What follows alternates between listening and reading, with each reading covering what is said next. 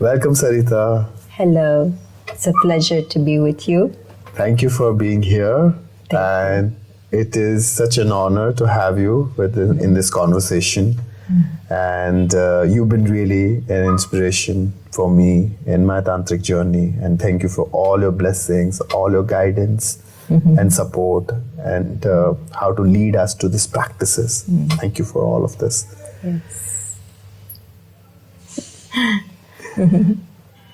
Sarita, I would love to hear about the men work which we are doing, and what inspired you to create the men work, which was long pending, and would you like to highlight something about it?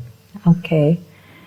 Well, many years ago, I created Women's Work, a series of 4 groups, which is basically defining the woman's spiritual path and helping women to evolve into their fullness as women.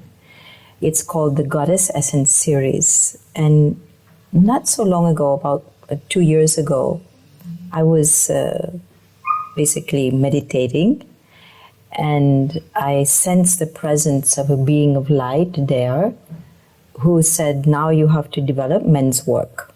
Wow. And then I was very shocked and surprised, because I was thinking that to develop men's work, it should be men doing that. And actually, for many years, I was asking members of my Kaula team who were men, please develop men's work, please develop men's work. And somehow it never happened. So then this being of light told me that it's really important, it has to happen now, it can't wait, and that you are able to channel through what is appropriate for human beings to evolve on their spiritual path. So just do it. So then and there, I sat down and I started getting the inspirations coming through and allowing it to come on to the page. Now, one thing I realized is that even though there's a lot of men's work happening in the world, there are certain blind spots that it looks like all the men have these certain blind spots about how to develop their infinite potential. They don't see because of the conditioning that has been done to men for thousands of years. Yeah. So perhaps it needs someone of the opposite gender to see through those blind spots. Now, I'm not saying I would like to make the mistake that's also happened in terms of men's work, where you have women believing that men should be like women, that men should change their nature and be more feminine. Or even I've seen some men working with men who were asking men to become more feminine. And I think that's exactly the wrong approach. I would say we need to help men to become truly men, who the man is designed to be from his very essence. We have to help men to really become who they're meant to be. And from there, they can refine those qualities and build on that. Now, it is true that on the spiritual path, each gender blossoms into its opposite. For example, if a woman is traveling the path of love and devotion, which is a feminine path of spiritual development, she will flower into witnessing and meditation. And if the male is following his natural path of witnessing and meditation, he will eventually flower into love and devotion. This is how it is written into our very fabric of being, that we will flower into the opposite. Beautiful. And now I've been doing the men work with you and the series. I would say that it balances out the missing point. Like, it is not only activity based, like working on your body only, and how to make it stronger, last longer in bed, and how to have more pleasure oriented approaches. It is also bringing the esoteric and energy work of healing, Yes. which basically completes it. Like I've done many men work, participated in men work.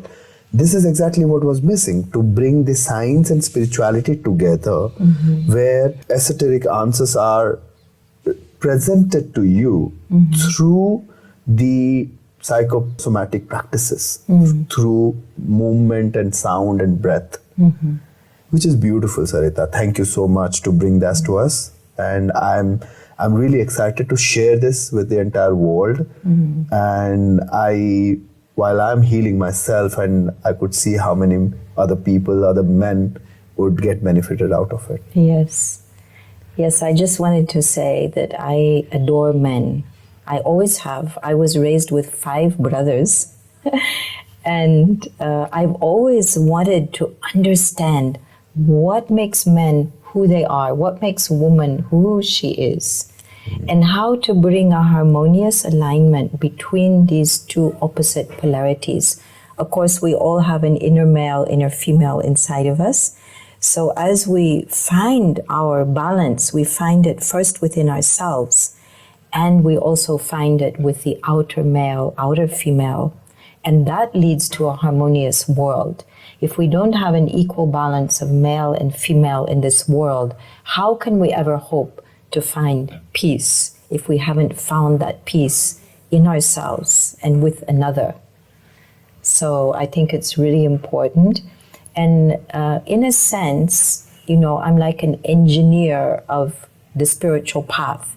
What is the engineering that helps people evolve to their enlightened consciousness? And there are certain key points that are very important. And one of those is working with the positive polarities of the chakra system. I think this is such a master key. And this is an insight that's been brought to us by Osho. He speaks about it in some of his discourses. And so I've been following this teaching. And it really does give the master key for understanding the nature of men, the nature of women, and evolving on our path in a coherent way. Absolutely.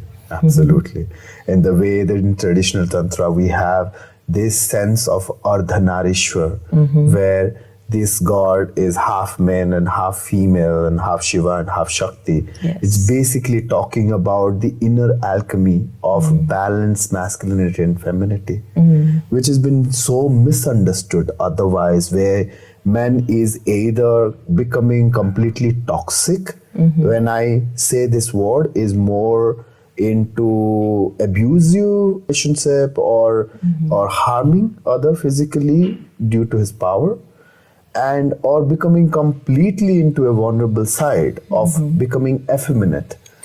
And I would say that this work has brought back us to a very balanced way in between, to how to rest into your power and vulnerability, how to expand our life where we can contain both the contradiction of light and darkness, and being human and being spiritual, and being masculine, and also honoring the feminine side of flow within us. So thank you for that. Yes. Yeah, it's my joy to spread this understanding. And just to make it clear, I'm not intending to teach these Shivoham groups. What I'm doing is offering it as a teacher training to a few select invited individuals. All of those men have graduated from my Tantra Essence teacher training. And so this is an advanced teacher training, especially for those men. And so they will carry this work forward. Yeah. Really honored to be part of it, and really very much inspired and embodied to take this practice ahead and share with others. Sarita, I would like to ask you about your this. There is so much of idea when it comes to the divine masculinity. So what, according to you, is a divine masculinity? What are the traits? Where is this man we all are looking for to to see or get inspired or as a role model. I personally don't see someone who is leading in that level. So maybe if there is no one, then this is the time to become one. So, yes, definitely. You know, when people look at the symbolism of Shiva, we see the divine masculine. We see somebody who's very rooted in his body. He is a yogi after all. He's steeped in meditation, and at the same time, he can easily connect into worldly matters if necessary. So he's both a lover and a mystic. So he is, in a sense, the role model. That's why I named this series Shivoham, because the men are affirming, I am Shiva. And of course, each woman also is Shakti. Yes. So there is that balance that we need to understand and realize within ourselves and with others. And in terms of having the role model in this world, I think men have been led astray for so many years. It's been probably thousands of years. Men have been led astray. So I could say, unpicked all the knots in the male psyche, or maybe not all, but a lot of those knots. absolutely. And tried to devise methodologies, that means methods of meditation as well as psychological tools and emotional work, where men can go in and unknot all these knots that have developed over thousands of years and find their true nature. And when you find your true nature and you learn to love and respect yourself, automatically you become the divine masculine. It will just happen instantly or easily. Beautiful. And so I've tried to make the work as easily accessible as possible, and covering the aspects of the male lust and physicality, as well as his psychological potentials and his ability to love and to expand into higher spiritual states. So we need to cover all these different aspects in order for the men to find their true nature. Beautiful, beautiful. Sarita, talking about lust and desire, I see like most of our men are struggling with this idea of like not having enough of sexual satisfaction, and the world is revolving around power, money and sex. So how do you think that we approach this situation which men is having to the different practices, and how can men can feel more complete when it comes to sex, and how we empower and the abundance or money value in his life? Yeah, these are very important questions. And I think in order to answer them, we have to look to the biological aspects of the masculine. Because we are hardwired in certain ways. If we grow in a male body or in a female body, there is differentiation. For example, in the womb, when the male embryo is developing, his centers of muscular strength, high libido, are getting larger. In the female, these areas shrink and her centers of intuition grow larger. So the woman is naturally intuitive. She's born knowing already how to do face reading. She can sense what you are thinking just by looking at your face. That's why men can't get away with having affairs. It's very difficult because she sees in your face and the men don't know. How did she know that? True. So it starts already from the embryonic development. And so the man is hardwired in his biology to have a strong libido. That also comes with testosterone. Qualities of testosterone are muscular strength, goal-orientedness, territorialness, competition, and this strong libido. So it's not right to just say that shouldn't exist. No, it's there, it's in your body. So of course you have to honor that. In Tantra, we learn to honor whatever it is we are born with, and then we simply apply a witnessing consciousness to that, and through that we evolve it to the next level of our evolution of consciousness. So you can take that raw sexuality and you can play with it in a way which is going to help you open and expand your consciousness. If you repress it and say it's bad, you're just saying that to be a man is bad. This is, of course, very stupid, and the men will just be miserable. And we see the result of that in the world today, that there is a tremendous amount of corruption, perversion in the world, because men have been suppressed in who they are meant to be. They're told it's wrong, it's bad, you shouldn't be like that, you should be like this, you should be civilized, this and that. And then all that energy is also taken in wrong directions. For example, when man is in his sexual prime, 18 years of age, his energy is diverted towards war.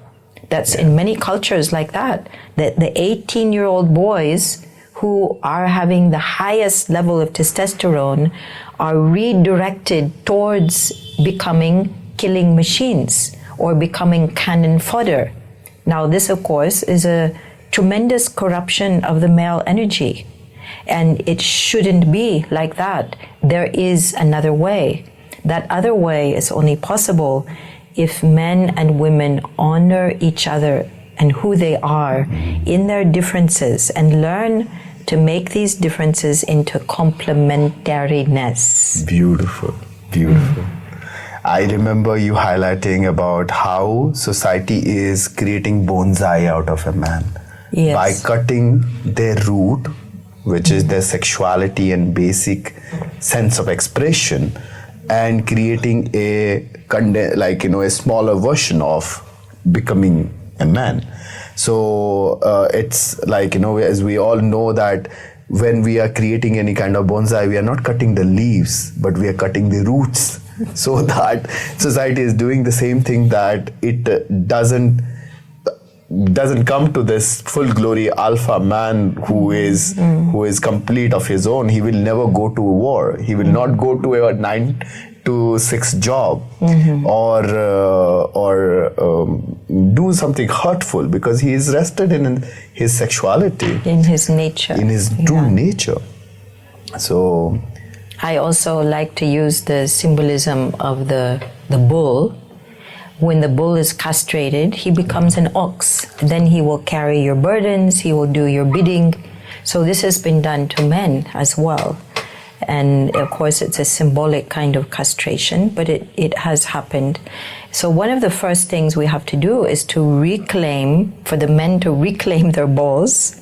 And that doesn't mean he's going to become just an animal. And this is the fear that has been installed into men. Oh, if you just let go into your animal nature, you will become fully licentious and you will be like an untamed beast, and then the whole of society will collapse.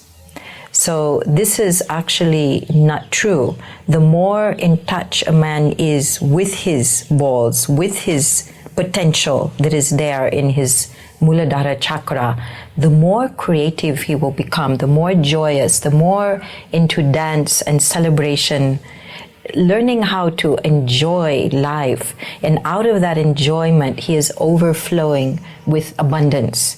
When you cut the roots, you can neither have satisfaction nor can you have any kind of abundance. Maybe you can accumulate money, but that doesn't mean you will be happy. You will be miserably rich. So what I'm indicating is one of the things that Osho's talked about, Zorba the Buddha, somebody who's able to celebrate life in its fullness and also able to meditate and reach to higher states of consciousness. thank you for saying this, Sarita. It's so relieving to come back to your pleasure center and rest into it. Because for ages, even understanding your lingam, understanding the anatomy of your pleasure, anatomy of your body was completely missing. And we all grew up with our own idea of sex and sexuality through porn, through like people who we like the movies and other things, where the unique blueprint of our own body and understanding how sexuality works, it is not only always about but also resting into it and how it can be more like the divine aspect was missing. There's something that Osho points out, which I think is really, really important to understand. He says that if young children are taught to meditate, the central channel that links sex and samadhi will always remain open, because they will always be connected to the divine through meditation. So then when they reach puberty and the hormones kick in and they start feeling very horny and wanting to engage sexually, that because the central channel is open, this very powerful instinctual force will naturally move inwards and upwards into higher ecstasy states, higher consciousness states. So I think this is really, really important to understand, that meditation needs to be part of the fabric of our very culture, of our society. It should be taught from the youngest age possible. Absolutely agree. And most of the men nowadays are struggling with either porn addiction, low libido, sexual dysfunction, dysfunctional or erectional dysfunctional issues, and that is impacting in their relationship, in their work, and in their every aspect of their life.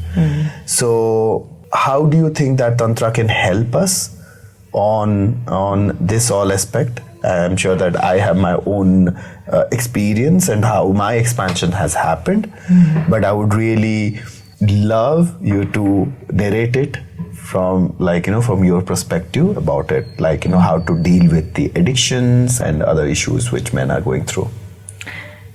So one of the things to point out is that porn is a way to manipulate men, actually. It's like, what I would say, it's like a parasite that's latched onto the male brain. Now, we have to understand this very carefully, because men are actually wired in the brain to need to see women's body parts on a regular basis. And this keeps testosterone boosted. So nature has made it that way. It's not that he needs to see naked women. Maybe it's just the curve of the shoulder, the length of the hair, the rounded hips, maybe the ankle. So he's seeing flashes of feminine body parts throughout the day, and that keeps on boosting his testosterone. And this is a program which is put there by nature. Now, porn comes along and does something which is very unrealistic. It's tapping into that part of the brain that's wired to need to see women's body parts, and it's sucking it dry, basically. It's like a parasite that is forcing the man to get addicted to his own hormones that are emerging through the brain chemistry. And they show too many images and too much and too extreme, to the point where he becomes desensitized and he craves stronger images just to feel anything at all. Now, there was a study done by Delgado on rats that was done many years ago, where he put electrode into the rat brain. The rat could push one button and have orgasm. Another button, he could get food. So he wanted to see which button will they choose. And believe it or not, the rat kept on, or the rats kept on pushing the orgasm button till they died. This is a simple fact. And this is what's happening through porn. Like there was a study done that found out in Australia, 50% of boys became addicted to porn by the age of 20. And within a very short span of years, they were already impotent because they were too much drawing on their resources in terms of the ejaculatory reflex. So too much porn will eventually lead to impotence. In some cases, that impotence is temporary if they stop the porn. In other cases, it's irreversible if they've overdone it. So our body is finite. It's not infinite. You can't just take from the resources that are there that are meant to last a lifetime and then use it up very, very quickly. You need to live a balanced life. So what to do instead of porn? Just to understand, yes, men are meant to want to see women visually in order to get sexually stimulated. This is a fact. But it doesn't have to be done to an extreme. It can be done in a way which is beautiful, aesthetic. You can have tantric rituals, ceremonies where you are moving into this kind of activity as a meditation. This will have a very, very different effect. Thank you for sharing this. I also want to highlight about how in traditional Tantra, where this aspect of men, which has been shown as the Trinity from the Brahma, Vishnu and Maheshwara, which is Shiva, talks about how they dealt with or how they transformed this lust in their life. There is stories where Shiva opens his third eye and burns Kamadeva. Kamadeva is the god of love. Like, there is nothing called lust in the traditional, in our mythology, because in the time which we were living, those scriptures were written, there was, people were on so much in sexual satisfaction that they didn't know this word called lust. Yes. So there was always a god of love. So when Kamadeva came to disturb Shiva through lustful thoughts, what Shiva did is he opened his third eye and he burned Kamadeva. There is a beautiful temple in Uttarakhand where I went there to Kamadeva temple. And it only opens once in a year. And there, because every time Kamadeva comes in front of Shiva, he burns him. So it metaphorically talks about how by consciously looking at your desire and becoming aware of that, you can transmute that in an upward. And the same thing, what Vishnu did is, Vishnu, otherwise, like there is the incarnation of Vishnu is Krishna, is otherwise called as Madana Mohan. Madana is the name of Kamadev, so the god of love. So Madana Mohan is someone who can lure lust. And play with it. Consciously. Being playful. Yeah, very beautiful. Being playful and consciously indulging with it. It's like once you had food, you're not hungry. If you're not consciously eating, after some time you will feel hungry because you didn't eat it, you just stuff your stomach.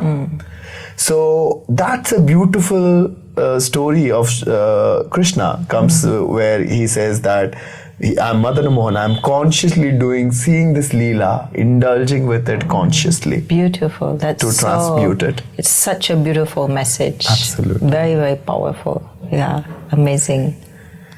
So in that perspective, Sarita, do you want to highlight about the positive polarity of men and how does it work in men when it comes to their inner growth? When we do the Shivoham groups, we're basically covering 4 different chakras. The first chakra in the masculine is what we could call a positive polarity. In the feminine, the first chakra, Muladhara, is a receptive polarity. We see this physically, it's very obvious. Now, the second chakra, the Svadhisthana, is a positive polarity in the feminine, receptive polarity in the masculine. And we can see that with the woman's belly, which is rounded because she has the womb, she's going to give birth. So this is the positive polarity in the feminine. It has its own life lessons and attributes which make the woman feel her divine power. Now the third chakra, the Manipura, is a positive polarity in the masculine, receptive in the feminine.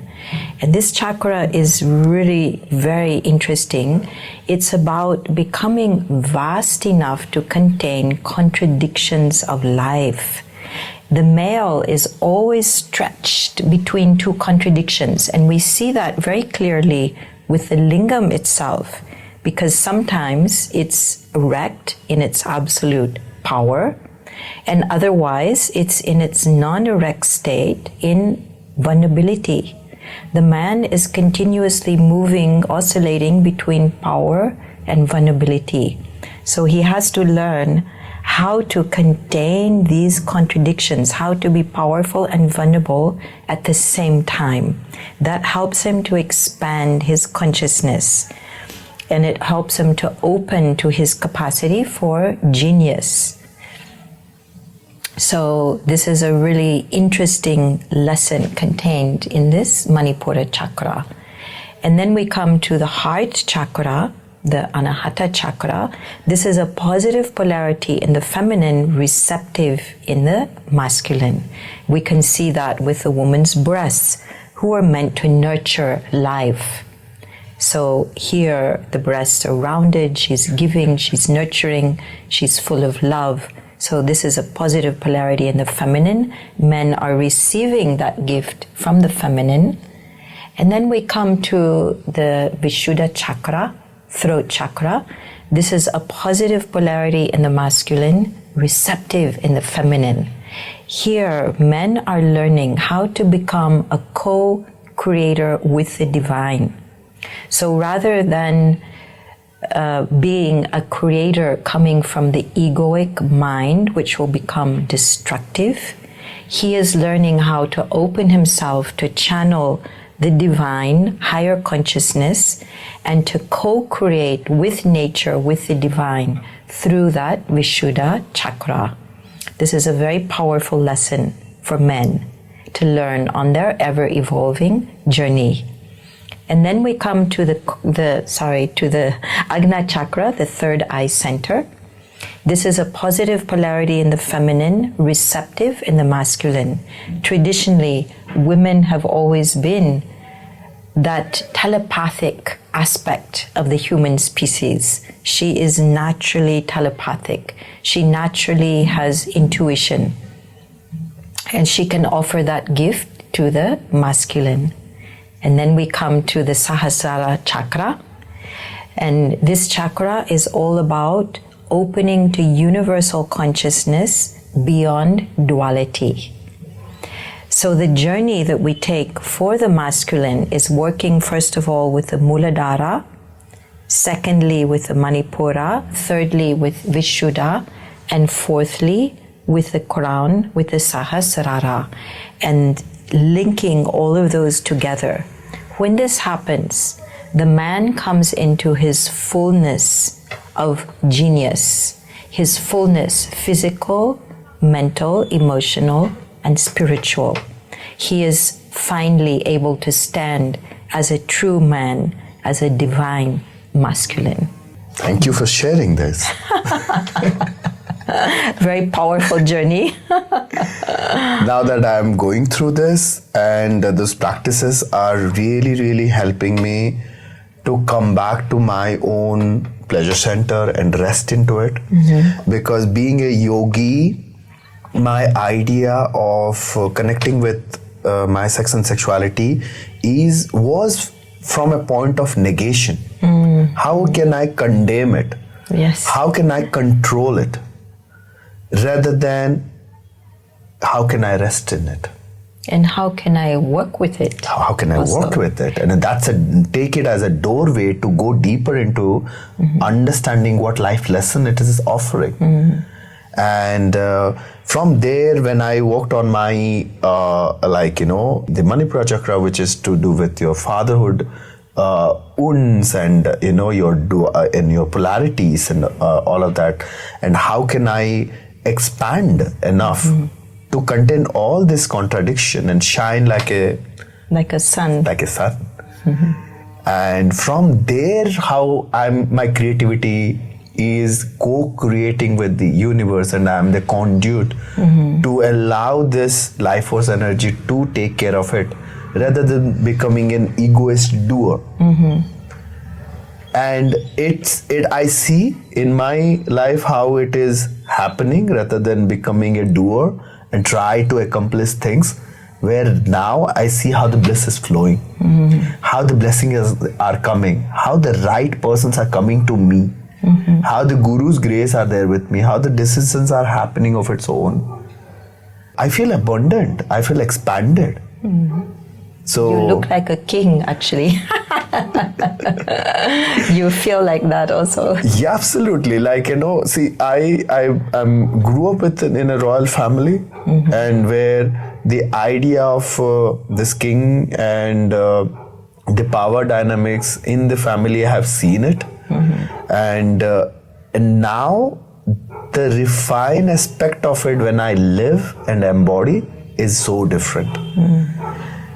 The way I grew up, and then there I've been told that, okay, in this building we used to have elephants and horses and everything. We had so much things, but there was nowhere we were coming to the present moment of understanding that was past. We cannot mock power and feel powerful. How to come back and rest into your own groundingness, and through there how to find the belongingness and rest into it, rest into the aspect of being human as a man, was something very, very grounding for me. And until then I was just hallucinating with the idea of becoming a man and the doer, proving it to others, making it to others, satisfying your parents, fitting into the social norms of getting married and having children and having that promotion with what I wanted, getting into this competitiveness. Nothing bad in it, we are not condemning it, but what I realized that it is not aligning with my existential soul calling. This kind of practice is really very subtle way aligned me. Without even asking, the right things were happening. Wonderful, beautiful. And I know that you and the other men, you got together and you designed a symbol for Shivoham. Yes. Can you do it? I want to see it. It's very, very powerful. Let's do it together. So this is with the right hand. We are doing this thing, this gesture, and saying Shivoham. Shivoham. Yeah. Okay, let's do it. let's do it. 1, 2, 3. Shivoham. Shivoham. Shivoham. Jai Shiva Mahadev. Bam bam bole.